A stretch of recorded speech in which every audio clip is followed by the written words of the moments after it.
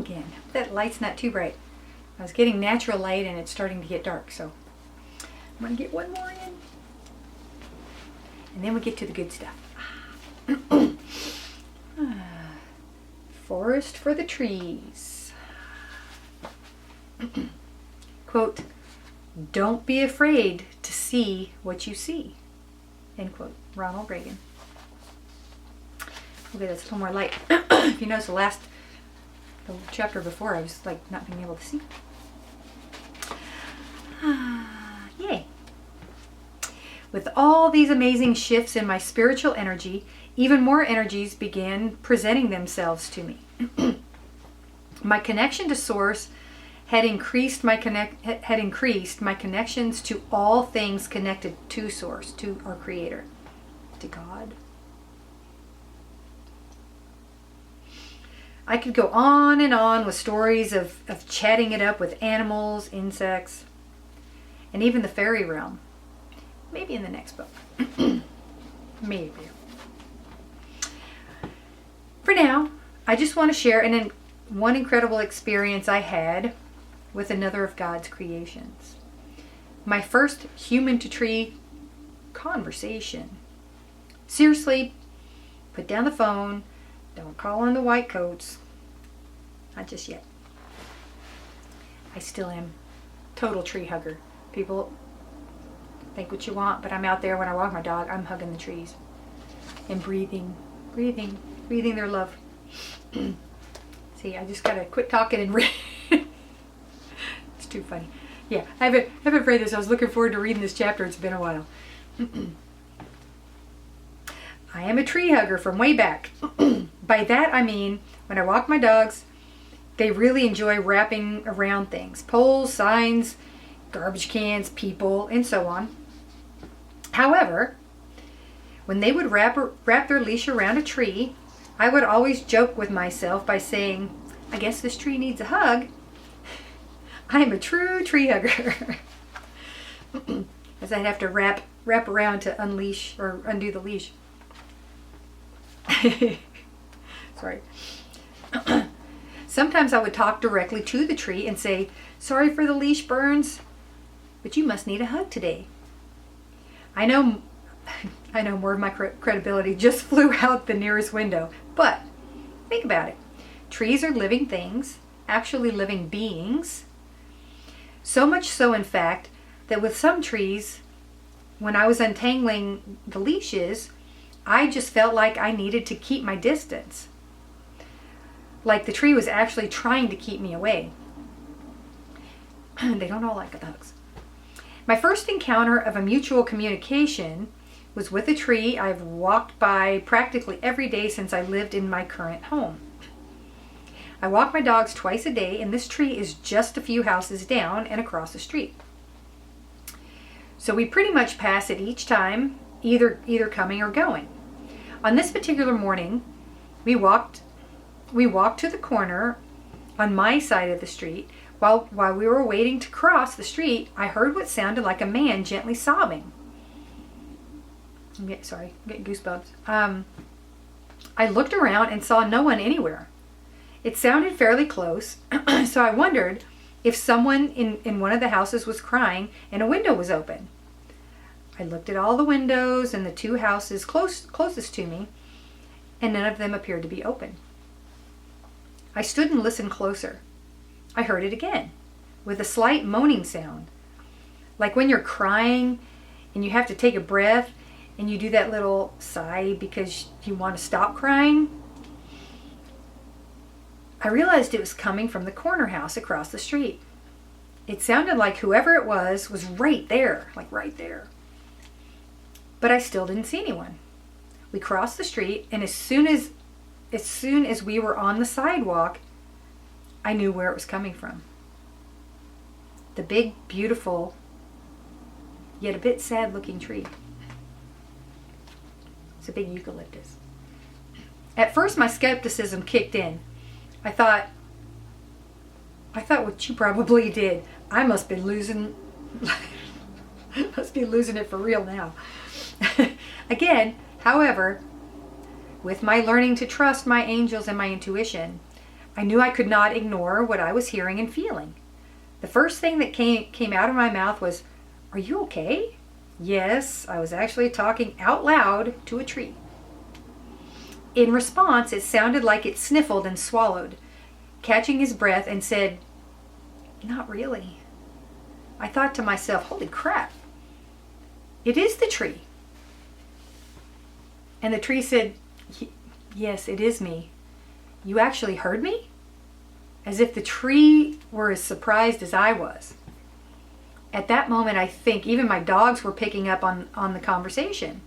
Usually they don't sniff that particular yard that much, but they both sniffed the tree base and looked up into the branches and then walked away to sniff other stuff, as if they were allowing us to continue talking for a moment. Even when we crossed the other street, the tree continued with our conversation. After just a brief bout of surprise, all I felt was concern and affection for the tree. I realize it may sound odd, but it was like talking to any person, just taller. I asked the tree what was wrong. He said he was really thirsty and that he was in pain from lack of water. Like crampies, I felt cramps. I had definitely noticed that the people who lived at that house had stopped caring for the yard. They used to have the best lawn and yard in the neighborhood, and now the grass was almost all gone, except for the hardy weeds. And now this tree and another one in the yard were looking pretty droopy. They were eucalyptus trees, so it is kind of difficult to tell fresh leaves from the dead ones. They just seemed withered, and the bark was flakier. Because if you haven't seen eucalyptus trees, the bark will flake off, and the flakes were coming off. Like the skin was coming off more. And instead of the subtle green, it was a little more gray. The tree proceeded to tell me that the people thought he was dead already. Oh, sorry. Yeah, I'm a tree hugger. I love my trees. The people thought he was dead already and had stopped watering him. I keep referring to this tree as he or him since he was speaking to me with a man's voice. I told him I was so sorry the people weren't taking care of him anymore. I took my bottle of water that I carry for my pups and poured the entire contents on him. At that moment, I heard a little giggle with the tears. He said thank you, but in a way as if to say, "That is really sweet. But have you seen how big I am?" I told him I knew it wasn't much, but if I were to see the people out, I would try to get them to water the trees at least. My pups by this time were ready to cross the street, cross to the other street, to the churchyard. There's another tree there that gets occasional hugs. I swear it thanked me for trying to help. I swear it thanked me for trying to help the other tree. The first tree continued chatting, saying how happy he was that I was not afraid to talk to him, and, most importantly, that I actually listened. After that morning, it seemed like my dogs wanted to go that way on each walk, until it was just 2 days later, the people who lived there cut down the tree. I was horrified to go by and see the tree that night, and he was gone. I had seen him in the morning and gave him a small drink. On this evening, the sounds he was making were heartbreaking. Yes, even with the body of the tree gone, the stump and roots were still alive and in pain. I cried as my dogs crossed to the churchyard, bypassing the yard. It was as if they knew and wanted to let him grieve in peace. I just sent apologies and love to him for his transition. I shared my experience with only one person at that time. My mentor, Judy, see gratitude, Judy White Wolf. This amazing woman not only listened to me without calling me crazy, but actually believed and understood what I went through. She suggested a Native American blessing for me to do for the tree. Even though the tree had thanked me for trying to help, I was more grateful to the tree. I was so grateful to him for showing me the depths of nature all around me. Judy suggested I take a part of the tree, if I could do it gently, so that he would always be with me. I was then to give a piece of myself to him in return. The day after speaking with Judy, I took the dogs that way so I could see if I could get a part of the tree. Even though the folks who chopped the tree down had removed it the same day, I thought maybe I could pick up some part of the stump that was left behind. Since they used a chainsaw, apparently there just happened to be lots of little fragments lying around the stump. I picked up a couple of small pieces and asked permission to take them. The tree said, "Of course." This time the voice was not as strong or as loud. It was as if it were muffled and distant. Like the voice was now coming from deep in the roots. I then said a little prayer for him and gave him a part of me. A couple little flakes of my skin, since I had taken part of his. Just some dry skin off my fingers.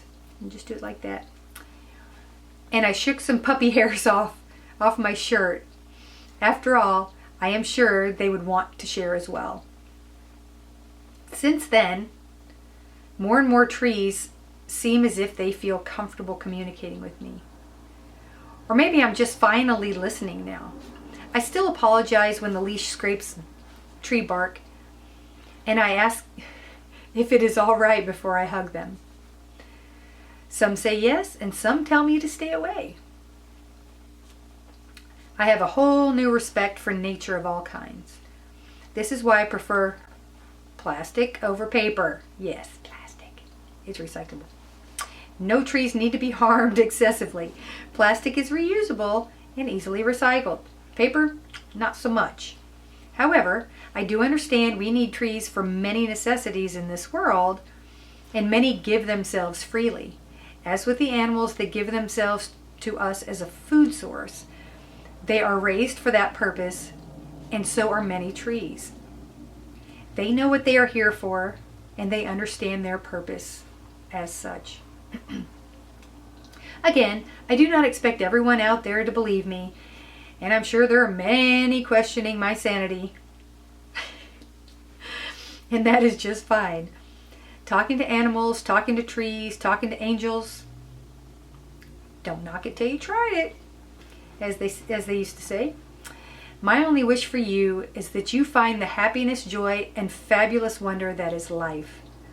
I do recommend you invite your personal crew in to share their love and knowledge with you. Hey, it can't hurt to at least check them out. Get to know them. You will know what is right for you.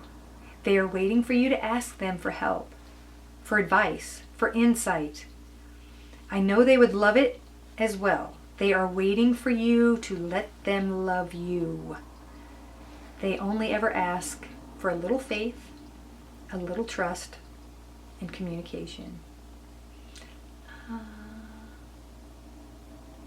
I will say now, fewer and fewer, I think it's 12 years ago I read this book, 12 years, from the time I'm reading it, and I don't get the standoffish trees anymore. I used to get the ones I'd come up, it's like, oh, you need a hug. It's like, you could feel, I feel pressure pushing, like, nope, don't touch me.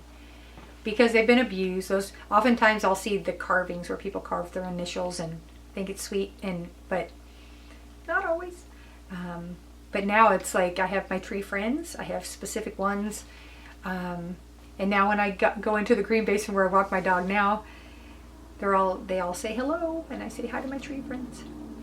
And I hug as many as I can that I can get to each day, depending on which way we go. And well, right now I'm hobbling on crutches when I walk my dog. But try it. I mean, worst case, you're going to get some oxygen if you hug a tree. I will say palm trees